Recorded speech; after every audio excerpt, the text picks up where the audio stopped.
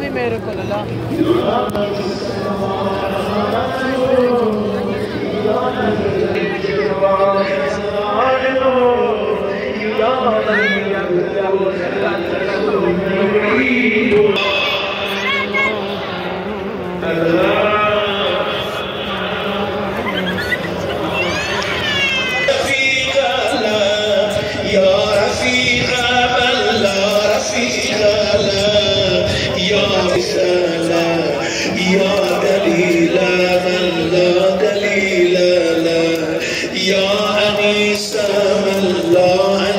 يا هادي من استهدى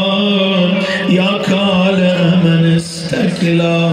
يا راعي من استرعى يا شافي من استشفى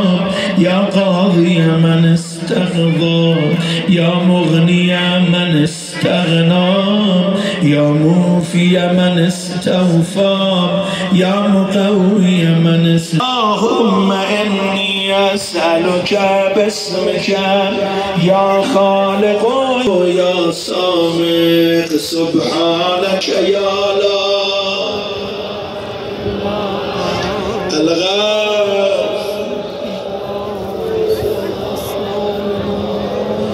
يا من يقلب الليل والنهار يا من جعل الظلمات والأنوار يا من خلق الظل والحرور يا من سخر الشمس والقمر يا من قدر الخير والشر يا من خلق الموت والحياة يا من له الخلق والأمر يا من لم يتخذ صاحبك يا الله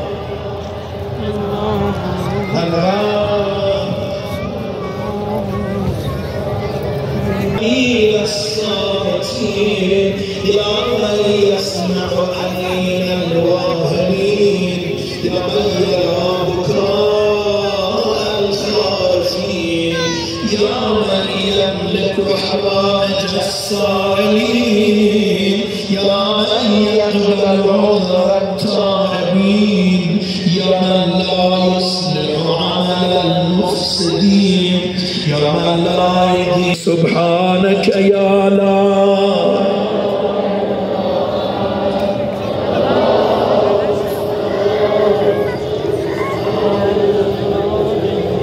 يا دائم سبحانك يا الغاف خلصنا من اللهم إني الغاف خلصنا من يا من خلقني وسواني